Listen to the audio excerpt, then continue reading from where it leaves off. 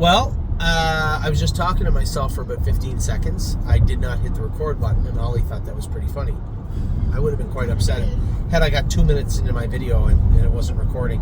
Not a long list of racehorses to talk about. I've been trying to recruit some to no avail so far. It has been a little tougher than I thought it would have been in 2025 to buy horses. But nothing really changes full-time forever, right? I think that, can you plug it into something? There's one that's longer. That might be it. I don't know, just grab one. I have two back there. I need one of the charger cords, Abe. Pardon? Can I have this? Mine? Yeah, just plug yours into my port charger right there. I have a charger, two chargers right there. There you go. So, if you have a family, you know the constant fight is chargers in the family.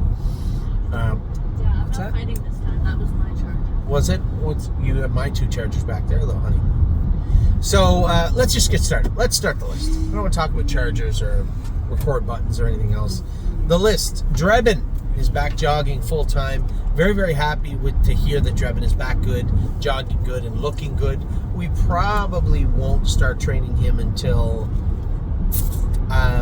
what's the date today? August 2nd. Probably the third week in August, maybe. You might turn him a slow mile, but again, that'll be up to Dom. You know, when he was off, he was swimming. So, it's not like we just went from stall rest to into the harness. He was swimming the whole time. So there is a fair amount of cardio still inside of Drebin right now.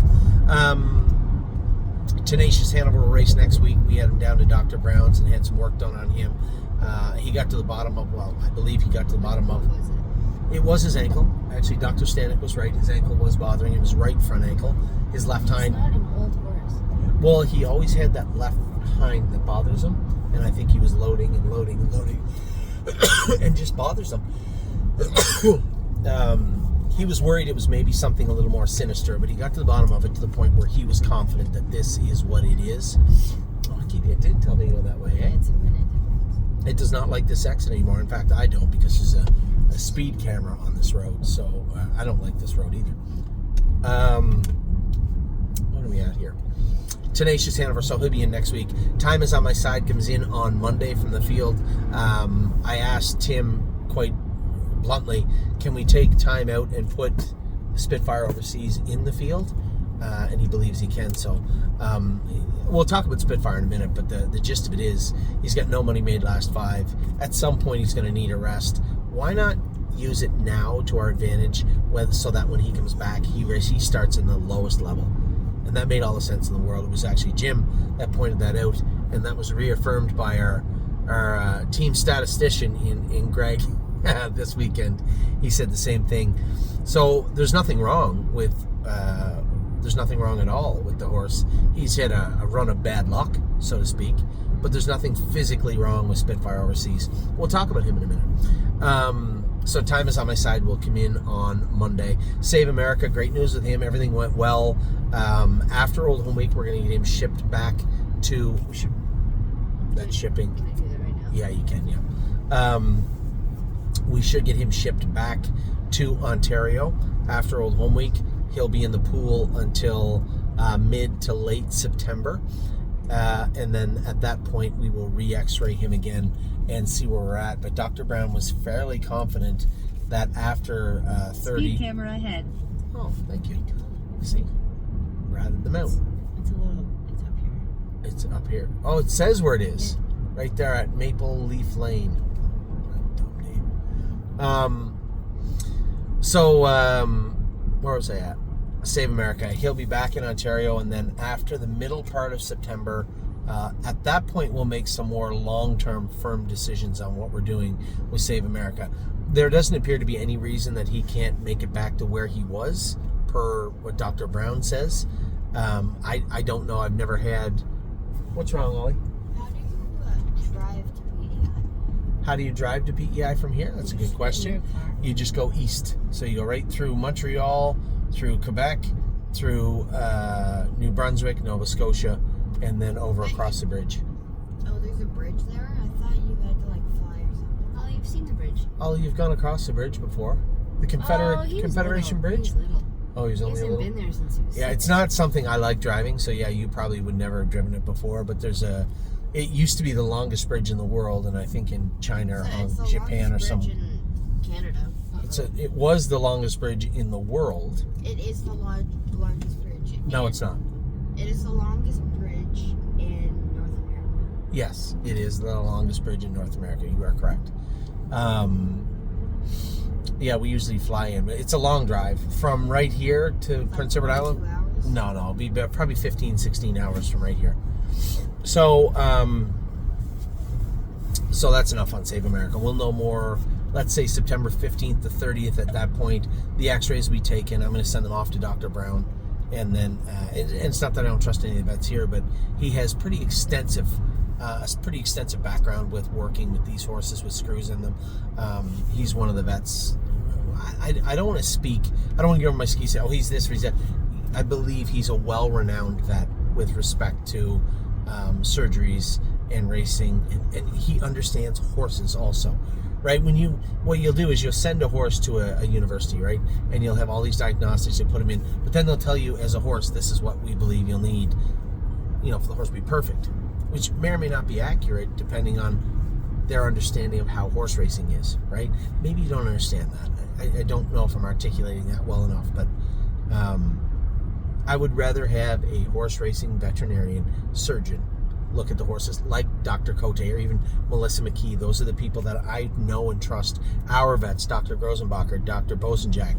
These are people that are around horses all the time that understand horse racing. And when it comes to what I've seen Dr. Brown do and be able to do, he is an amazing physician, and I just want to make sure that he runs point on this if he doesn't mind, which it appears he doesn't.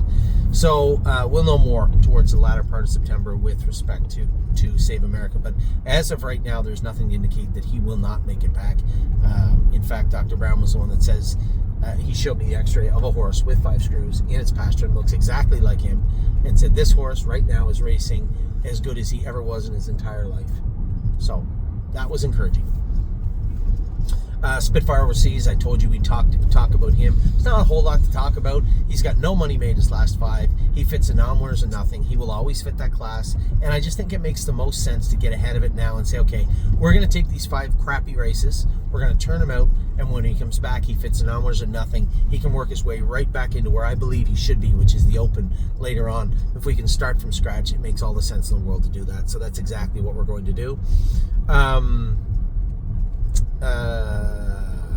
Greatest Ending is coming over to Ontario. In fact, he's coming here tomorrow.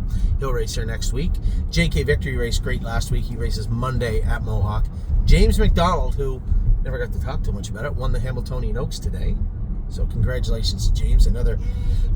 Just another feather in his fairly full cap already. He was pretty excited, and I'm excited for him. Yeah, it's a big deal. Neptune, did I jump over anybody here? Yes, I did. Wait, no, I didn't.